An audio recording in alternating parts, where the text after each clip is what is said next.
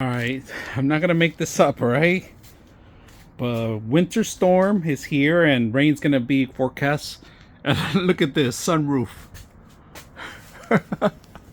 completely torn off. So I bought another tarp, but it doesn't have any of these strong areas where you could tie it down. So we're gonna make one for it. So if you're ever gonna need something like this as an emergency, I keep this in handy and I go have an extra tarp just in case. But something like this happens to you guys and you have no other scenario, this is probably the best way. So I'm gonna show you how to make a couple holes, just one hole, so you can see it, how to work with it, because I don't want the camera in the way when I'm trying to concentrate on this stuff.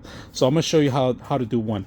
We're gonna do a demo on these two. Like I said, you have the smaller one and the slimmer one. All right, so larger one goes on the top. All right, make sure it's the right size. They do make larger one.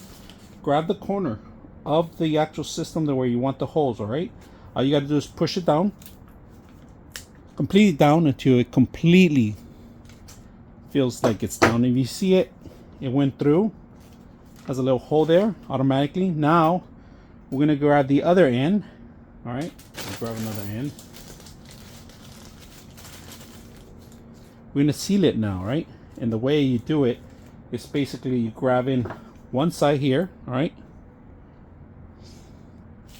And then we're gonna finish it out by setting it up through here. And then I'm gonna show you guys pushing it down, sealing it completely. And look at that, both sides. So you go grab your rope.